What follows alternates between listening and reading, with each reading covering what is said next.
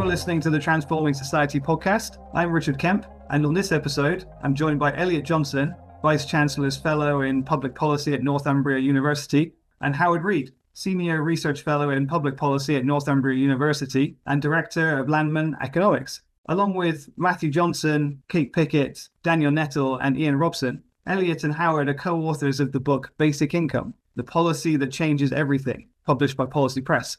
Through financial crashes, COVID panic, never-ending austerity, and multi-billionaires hogging the world's resources, it should be no surprise that many people are struggling to make ends meet. The structures in place that should be helping the vulnerable are not doing enough, and in some cases, barely exist at all. Basic income, also often called Universal Basic Income or UBI, has gained traction in the press over the last several years. We saw a small version of it when Donald Trump's Republican Party government, in fact, cut checks to American citizens who lost work during the pandemic. In their new book, the authors take us through what basic income is, how it would work, and what impact it would have on everything from poverty, crime, and housing to healthcare and the wider economy. With trials now happening all over the world, this book shows why basic income isn't just possible, it's the vital solution to our age of crisis, paving the way for a fairer society. Elliott Johnson and Howard Reid, welcome to the Transforming Society podcast. Thanks for having us. Lovely to be here. Thanks so much, guys. Thanks so much for coming on. Elliott, can we ask you first, please? In the UK, so we've got a web of welfare support that a lot of people might already be familiar with: universal credit, personal independence payments, child benefit, pensions, personal tax allowance, minimum wage. What is basic income, and how does it differ from our current welfare offer?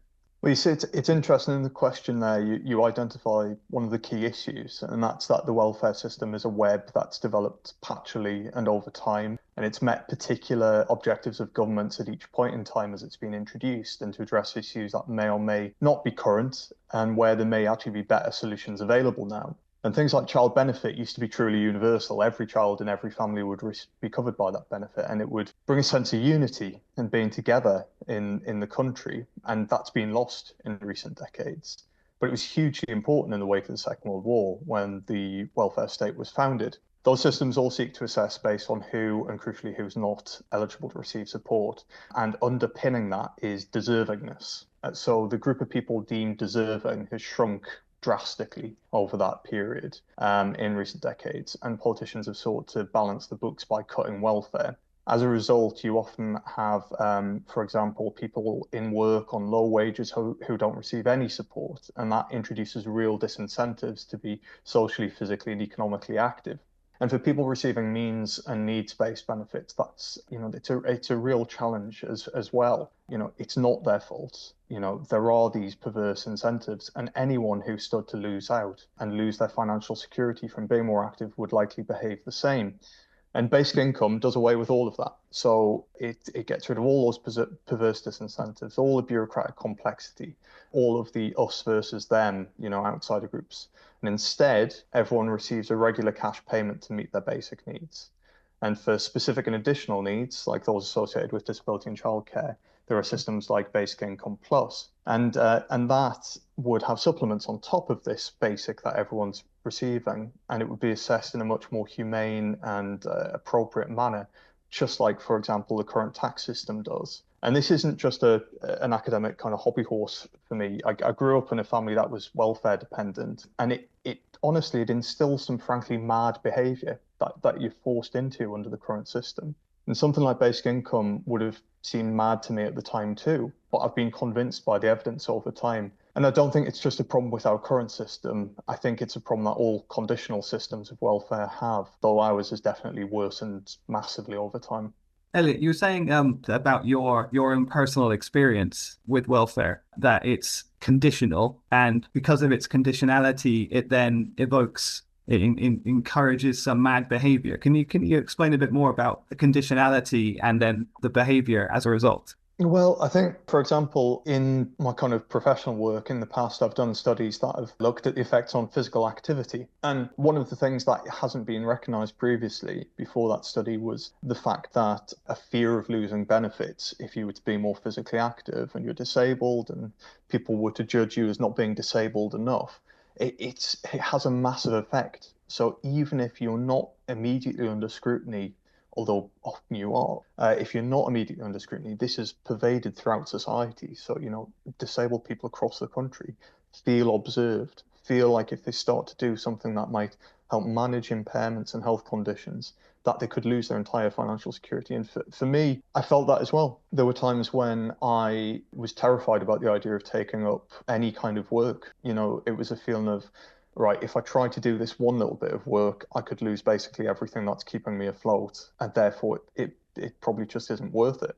And that's something that I don't think has been recognized sufficiently. This is a problem with systems that force people into this behavior. And it feels like you can start to look around the edges of things, improve some things, but that's a fundamental problem, and I'm not sure it's resolvable under a conditional system. Howard, can I ask you, please? In countries like the UK and the USA, the biggest cause of poverty, you're saying, is not individual failure, but government policies. You say in your book that 61% of UK adults in poverty today, they live in a household where at least one person is employed.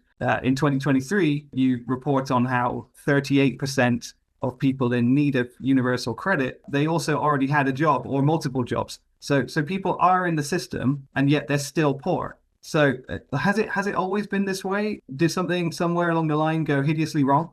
Well, it's been getting worse for the last 2 decades. I mean, if you look at average hourly wages in the UK in real terms, so correcting for inflation, they peaked in around 2008, around the time of the big financial crash, and they've never recovered. Average hourly wages never recovered to that level over the last 17 years. So although you've got more, or you had more people going into work, employment rates were rising, working age employment rates until COVID, when they fell back. You've got more people in work, but they're earning less, which means that the combination of those two things, and a third thing, which is cutbacks in work benefits that households are entitled to, like tax credits. When the coalition government got in 2010, and then through the 2010s, tax credits for working households were cut back, and then universal credit was cut back further. And so you end up with a situation where the poverty rate for households with at least one person in work went up from about 6% in the early 80s to about 18% now. So you've got a trebling of that poverty rate for that group where you've got households with at least one person in employment. Pensioner poverty in the same time has mainly gone down, but working age poverty has gone up and child poverty has gone up. So in far too many cases, you've got a situation where work simply doesn't pay enough by itself to lift people out of poverty. And also the in-work benefits that you're paying people don't help enough either, because they've been massively cut back. So it's those two things going on at the same time, really, that's causing this.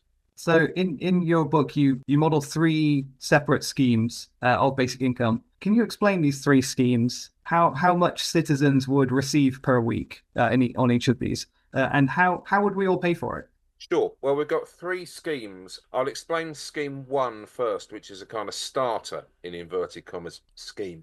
And that's got each working age adult would be paid around £75 per week. The modelling was done in 2023, so you'd probably be looking at over £80 in today's prices. But it's below the kind of universal credit adult level or job seekers allowance level, just below it. So that would not be enough to lift people out of poverty necessarily by itself. Although there's a disregard in the system as well. So if you were claiming universal credit at the moment, you'd still get £20 of that on top of the basic income. So people would still be better off, even if they're already claiming means tested benefits. And then children would get £50 a week, which is substantially bigger than child benefit is at the moment. For pensioners, the payment would be just above the current full state pension for someone with a full record of contributions, but you wouldn't need contributions to get it. You'd just need to be a UK citizen. So a lot of pensioners would benefit quite substantially from that, because there are loads of pensioners at the moment that don't have a full national insurance contributions record and are being paid less than the full state pension. So that's scheme one. And scheme three is more of a full bells and whistles approach, where we pay everybody at the minimum income standard level. That's the amount that researchers at Loughborough University have estimated after consultation with the public through focus groups. They've estimated how much each UK household would require to reach an acceptable standard of living. And in our modelling, that involves reaching the minimum income standard. It involves paying each working age adult or pensioner £300 a week. So a lot more than scheme one, and then about £100 per child per week. And that's much more expensive, obviously. The starter scheme can be afforded by making some changes to income tax, mainly reducing the personal allowance, increasing the rate by, I think, 3 percentage points, the basic and higher rates, and also equalising national insurance treatment of self-employed and employees. And when you make those changes to the system, you can basically afford that scheme. It's what we call fiscally neutral. So it's not involving additional net government expenditure. Scheme three is a lot more expensive, and we view that as a kind of medium term aim to get to. We also have scheme two, which is sort of halfway house between the two. So it's paying, if you like, halfway between the standard scheme and minimum income standard. And we would afford that by making the changes to income tax, but also adding things like wealth tax, environmental taxes such as the carbon tax. We also recommend reducing or eliminating a lot of the tax reliefs in the current system. So we're trying to effectively shift the tax base over from income towards like unproductive areas like assets and wealth. And we're also helping fund the scheme by investing in public services, which have a multiplier effect, which delivers increased tax income in the short to medium term, like a few years down the line. And that helps balance the books, over a 5-year period. And the Act Now book has really detailed calculations on that and shows how we make the sums balance. And what we're trying to do really is help solve the productivity puzzle that governments have identified for decades, where UK GDP growth per head has been falling for around 50 years. We think that by making productivity gains, by making these investments in public services, the productivity gains through better infrastructure, better population health, and so on, are so great that the system becomes self-funding over time, combined with the tax increases we put in place. And we also think there's a huge increase in security for families across the income distribution, getting people to the sort of circumstances that only wealthy families can be in at the moment. It's only families at the top of the wealth distribution that have got that security at the moment. By introducing basic income, we'd provide that to all families. So it's a much more redistributive picture and a much better kind of way of doing things. With the wealthy families part of the book, that was really kind of making a big impact on me, like explaining about how people from wealthy families, therefore they have the backing of their wealthy families, they can afford to fail, basically, while the rest of us don't have that luxury. Can you tell us about that, please? Yeah, I think that's a really good point. I mean, there is so much conditionality built into the social security and welfare system at the moment, and so much precarious employment or low-waged employment at the bottom of the income distribution in particular, that a lot of families are only, 1 or 2 paychecks away from destitution, effectively. We know that a lot of families at the bottom of the distribution don't have much of any savings. A lot of them don't own their own homes. So it's not obvious where these families are going to turn if life deals them a difficult hand and they become unemployed or they become ill or disabled. We know the government's kind of cutting the probably already fairly meagre level of disabled support even further at the moment. So things are going to get worse from that direction. So with basic income, you know that you've got a guaranteed amount each week coming into your bank account come what may. And so it gives you a much stronger, even if it's at a relatively low level, it gives you a much stronger foundation with which to be able to experiment with different things and perhaps take a few more risks in terms of trying different jobs, trying retraining, starting your own business. There's a whole load of things that you're gonna have more chance of being able to do them if you've got basic income behind you, backing you up, than than in the current system. I think that's the thing, though, that so there's all this talk regular about social mobility, and social mobility is only theoretically possible if there's the chance for people to go down as well as some people go up, and that isn't the case. I mean, there is people talk about a glass ceiling, but there is a glass floor. It doesn't matter what you do, if you have wealth behind you, there is that level of security, and obviously within a system like that, that creates these incentives and disincentives. And if currently the way to get security is to rely on wealth, and that's not healthy for any of us. It's not healthy for the economy. It's not healthy for the nation's well-being. So the aim is, let's replace this. Let's go back to the idea that hard work and productivity is the way to drive the country forward, rather than incentivizing everyone to build up wealth that does nothing for any of us. So let's say I'm a concerned citizen about basic income, right? I'm very interested in receiving this money every week. Let's talk about scheme one, right? Where you say it's fiscally neutral. I'm earning somewhere between 25 and 35 grand a year, and I would love to receive basic income, but you say my taxes are going to go up. But I think from understanding in the book, it's like, yes, I'm going to pay more tax, but I'm going to receive money. So while it's fiscally neutral for the government, I'm just wondering how fiscally different it's going to be for me, the individual person on the ground. Well, the kind of the sort of crossover point at which people lose out compared to gaining on average is actually fairly high up the distribution for each scheme. There's some distributional graphs in the book that show, I think scheme one, at least there's average gains across at least the sort of the bottom 7/10 of the income distribution. Now, within those, there's winners and losers, although we've designed it so there's very few losers, if any, at the bottom. But as you go up, you do get a pattern of redistribution because the payments for children are £50 a week. You're finding that, families with children are often gaining further up the distribution than families without children. But the main thing is that there's substantial redistribution and a substantial drop in poverty as a result of the Eden Scheme 1 cuts child poverty to its lowest level since, I think, 1977. Wow. So we're getting the best result we've got for 50 years. And that reverses everything that happened during Thatcherism in particular, where child poverty shot up and has never really gone down since. In fact, it's gone up a bit further since then. So we're reversing 50 years of kind of adverse movements on child poverty. So that's a huge win, I think, for basic income. And that's just the starter scheme. The more substantive schemes do even better than that. So you say that basic income would lift up the poorest fifth of households who are below the national median line of poverty. While this is morally right, you say that it's also good for society in terms of the economy and healthcare and safety. Could you explain these wider societal benefits? Yes, so I think there's a few things here. So first of all, there's that productivity multiplier that Howard spoke about. So we're starting, if we have this investment in infrastructure and current spending, so things like healthcare, for example, things like education, suddenly we're all more productive. We deal with the massive cuts that have been undertaken over the last 40 years and get us back to a point that we're producing things, and we're producing things at greater scale and more efficiently than we ever have.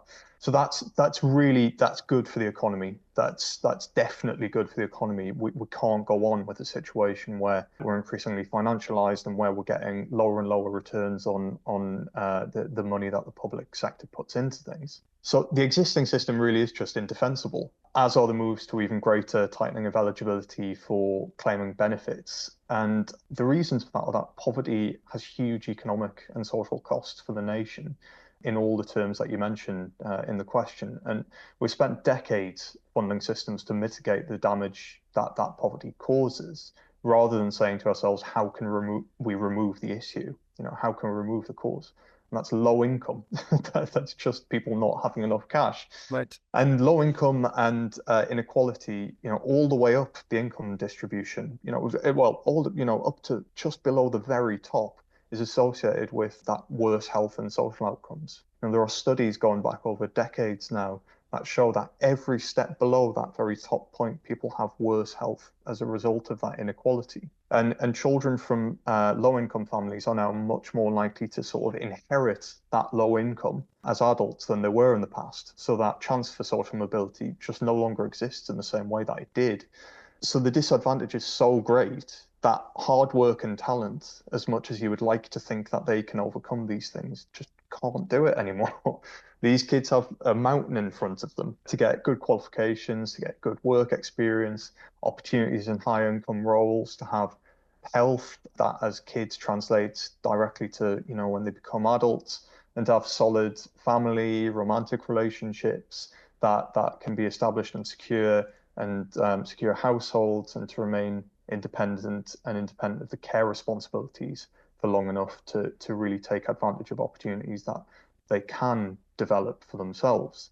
But on the other hand, you have wealthy kids and they have almost a valley to walk into to all of those things, all those opportunities. And as I say, social mobility only works if you can drop down as well as go up, and that rarely ever happens. But I'll give you an example of health specifically. So the Health Foundation looked at some of this that was talked about from the poverty and worsening health over time. And it costs around £3,800 per additional year in good health that's gained through a public health intervention. So things like smoking and cessation, weight management, those kinds of public health interventions. Compared to that, it costs £13,500 for a reactive treatment through the NHS to give a person an extra year in good health. And that's not even dealing with the upstream social determinants. So that's not dealing with things like the economic realities that people face. This is further down that scale, down that pathway. Well, So if we remove those stresses, then maybe there isn't the need for people to smoke to deal with the huge stresses of poverty, or the need to take part in sort of low-level crime like shoplifting to obtain the money, any resources to manage those problems. It does change everything, completely changes everything. Right. Yeah, think of like, I don't know, just like harmless vices that I see myself using, a beer here and there, too many sweets. And like if I had more money backing me up so that I didn't need to be stressed about that particular thing, then maybe I would think actually definitely I would be kind of be more proactive in, well, it's not even being about proactive, it's more just having the support available to me that I would need so that I'm not going to be relying on the health system later on down the line. Having the headspace. So there are psychological theories, behavioral psychology theories underpinning some of this about if, for example, you believe that your life is going to be short and not very enjoyable, then why not drink more? Why not smoke? Why not do things like give you an instant hit? On the other hand, yeah, it is just that cognitive load. I think we all know that when we're busier with work or when we're having relationship issues, anything like that, things like exercise can, be pushed out the way. There just isn't the space to deal with them. Now imagine if you're constantly having to fight to retain your house or to, make sure that you can feed your kids. There isn't any space to deal with anything else. This isn't about, people in poverty being sort of different or being abnormal, being, sort of weird group of people. No, it's just systematic things force you into these scenarios where you make decisions that make sense within those scenarios. Everyone would react these ways if they're put into them. The can I talk a little bit about the naming of, so you're calling this basic income, while what I've seen in the news over the past quite a few years is they all call it universal income, universal basic income, or UBI. Can you explain why you've taken the word universal off this, please, and just call it basic income? I mean, I think there's two main reasons for that. So I think one of the aspects is that there's a real importance in talking about public policy to make things clear and understandable. And when you have a system that we currently have with something called universal credit, the confusion between those two systems, there's a chance there that they get conflated and there's misunderstanding. The other side of things is that we shouldn't pretend that there aren't perhaps some scenarios in which someone could no longer be entitled to it. So there's been discussions in the past around what happens if someone receives a lengthy custodial sentence, so gets sent to prison. Effectively, under that scenario, they are receiving their basic needs through the prison system. There's accommodation, there's food, there's support for their basic needs. It doesn't really make sense to also provide a basic income. We also shouldn't pretend that these things don't have an impact on public support for such systems. So really, it's really important that this is almost, very much effectively as universal and unconditional as you can make a system. But we shouldn't turn it into something that has other incentives or other disincentives. We need to be careful about this. We shouldn't just use it as a tagline. There's also the aspect of how do we deal with situations like immigration. So we would certainly call for basic incomes to be established in every country around the world, but there needs to be some qualification criteria for receiving something like this. There needs to be some sort of good citizenship kind of aspect around these kinds of systems. There is disagreement about these things among proponents of basic income, but I think it's sensible to acknowledge there's a need for pragmatism and there's a need to think these things through very clearly.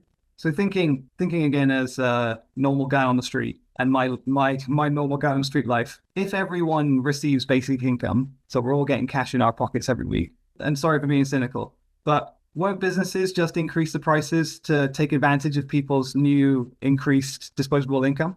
Well, that would be a problem if we were assuming or if we were proposing that basic income wasn't kind of fully funded out of increased tax receipts and we weren't proposing a fiscally neutral system. But because we are proposing fiscally neutral systems, so we're not proposing an increase in government borrowing to fund the basic income, we're assuming that it's fully funded by increased tax, plus any multiplier effects from infrastructure investment also bringing in more tax. That means that the level of disposable, the overall average level of disposable income across the economy when you introduce a basic income scheme should be unchanged, right? There's substantial redistribution from richer to poorer households. So that means that demand for certain goods and services might go up, but demand for other goods and services will go down. Now, there are certain areas of spending where I think you need additional policies in place to stop particular price increases. A good example would be housing, right, where we know already that because of the inadequacy of the benefit system and the low levels of income that people on poorer households have, a lot of people have to use in the benefit system have to use like things like personal independence payment or other benefits that aren't really designed for housing to supplement their housing costs. And so if you bring in basic income, then there's people have got more disposable income to spend on housing. So I think you'd need a big investment in social housing to provide more low-cost housing, which is something we recommend in the Act Now book. And also in the short run, I think you'd need some kind of controls on rents for low-income private in that private housing market to stop rents kind of going up. I think you'd need additional policies in place to stop specific types of inflation in the short run. But I don't think there'd be huge drivers of a massive increase in inflation across the board because we're being kind of fiscally sensible about how we propose introducing the policy. So you don't get a massive increase in disposable incomes on average, and there's redistribution from rich to poor. I mean, a good example of a policy being introduced that critics said would cause massive inflation but didn't. This is just to take an example from history or recent history, the minimum wage. When the minimum wage was introduced in 1999, the opposition at the time and the right-wing newspapers said that you'd get skyrocketing inflation, and you just didn't. It just didn't happen. And in fact, the Conservatives and coalition government then went on to raise the minimum wage by above inflation in the 2010s when the national living wage was introduced. So I think these kind of scares are usually overstated. We're trying to avoid inflation, and we've got a cost of living crisis at the moment. And in the Act Now book, we address that alongside basic income. We suggest large-scale public investment in industry, clean energy, to ensure that we're not kind of subject to gas price spikes and blackmailing from private utility companies. So we're investing to build productive capacity in the economy. And that's across the board. That's the key element in what we're suggesting, really. With you were talking earlier about kind of the conditionality of all of this. Just to go back to the conditionality, I can imagine it must be so exhausting having to juggle all the types of conditional support that you need, plus the times that you need to get them at, plus the proof that you need to provide, plus the renewing of all that and having to do it all over again. It must be absolutely exhausting. I can just imagine that basic income would be such a kind of a pressure lifter. I think the system nowadays is actually designed to catch people out to a certain extent because the government is trying where it can to reduce expenditure on the welfare system. And one way of doing that is by, disbarring people through sanctions, through other qualification conditions, like people have to wait several weeks before they get a first payment of universal credit, for example. I mean, I think this is the thing about it being a patchwork again, that these have all had specific objectives at specific times, and they've all been subject to revisions at different times, and it's not a coherent system anymore. I mean, universal credit was an attempt to make it relatively consistent, but it doesn't work. The sort of the objectives of the Treasury at the time mean that the rate at which it was withdrawn was much faster than was initially intended. It doesn't account for the additional costs that, disabled people face effectively. anymore, or if it ever did. So it's almost a job to navigate these systems. It's not bureaucratically sensible. It's not, we talk about wanting efficiency in government. This is almost the least efficient system you could have. It costs tens of billions, and outcomes are terrible. It's as if there's been, we couldn't have designed it worse if we'd conspired to make a worse system. So I think we shouldn't be seeking to defend the current system on the basis of economic credibility, because it simply doesn't work. Every reform leads to a higher caseload, worse costs, higher costs downstream, and worse outcomes for people. I want to talk about one bit of welfare that does exist currently at the moment, taking something from your book here. The UK is the fifth or sixth largest economy in the world, but also the 35th in the world for child mortality. In 2022 to 23, you say that UK children have 30% chance of living in poverty after housing costs.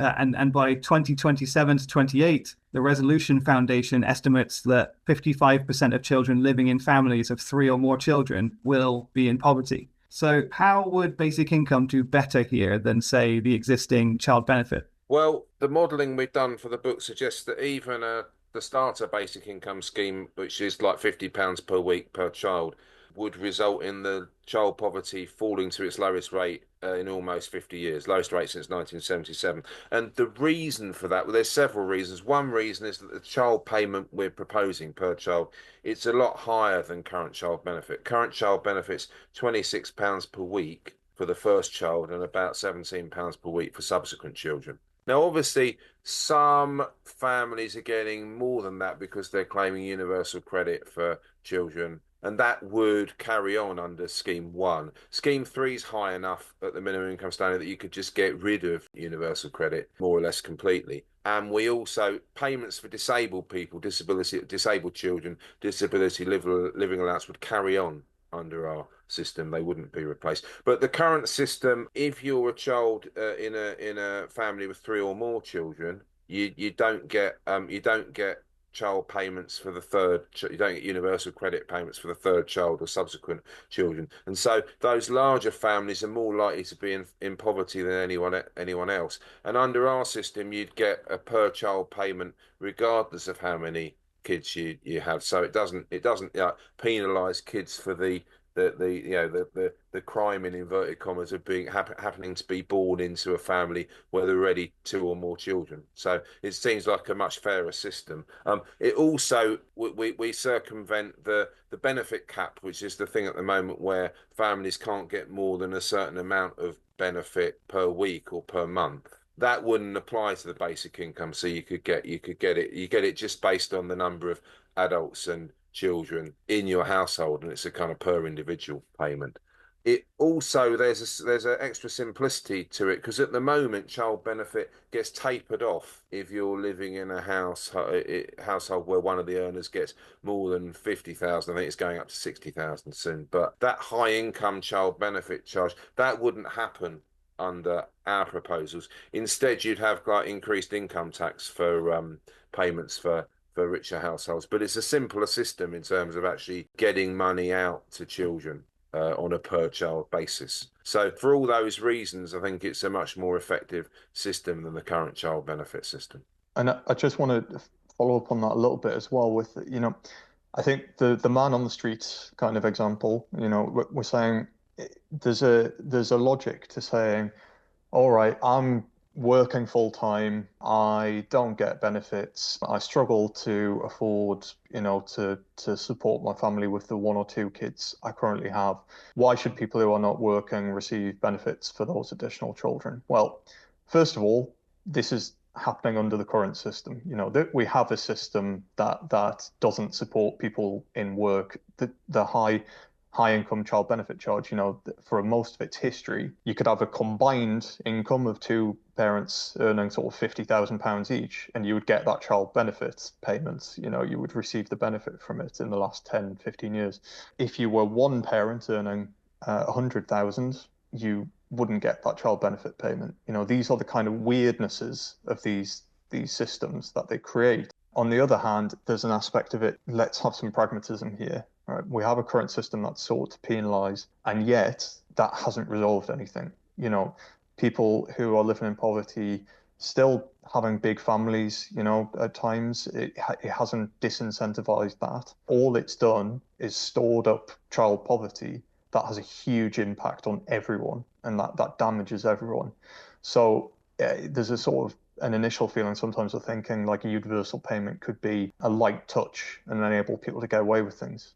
That's, you know, simply, it happens under the current system. It happens far worse. We need to liberate people from these systems, and we need to ensure that if you're doing all the right things, you're doing all you can to support everything, that you're also provided with security.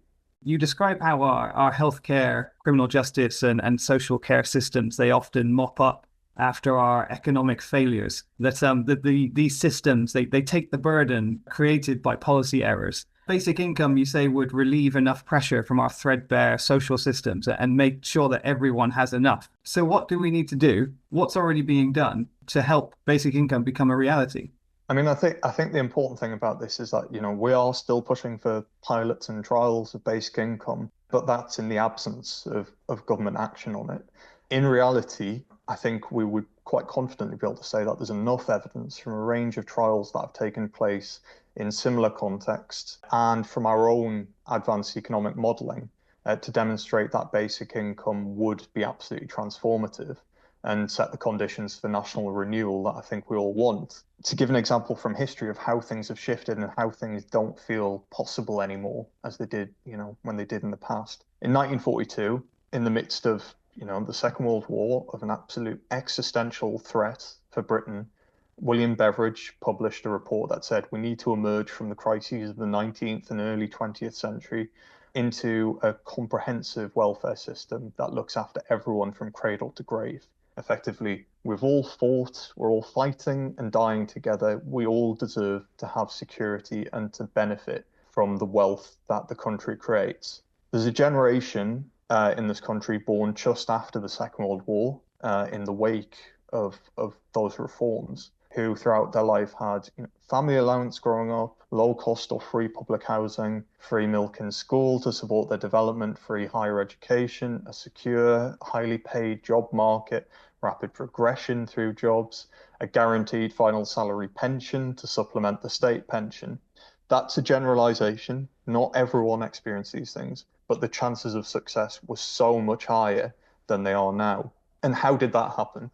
Well, the Labour government from 1945 to 1951, just 6 years, didn't say we need to spend the entire rest of the Parliament undertaking reviews and commissioning more evidence. They said, okay, this evidence exists, it justifies, we've seen what the absence of these systems does.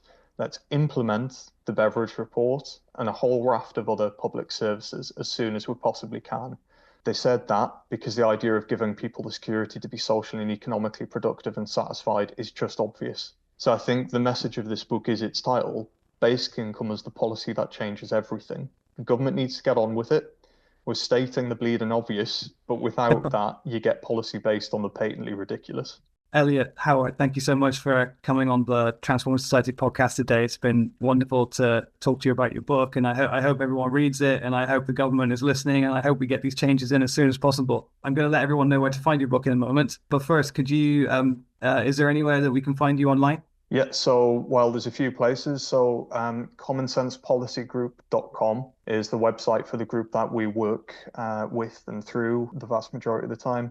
We're also at Northumbria University, so we have our pages there and a range of other things, but commonsenspolicygroup.com is the best place to go. Basic Income, the Policy That Changes Everything, written by Matthew Johnson, Kate Pickett, Daniel Nettle, Howard Reed, Elliott Johnson, and Ian Robson, is published by Policy Press. You can find out more about the book by going to policy.bristoluniversitypress.co.uk and also transformingsociety.co.uk.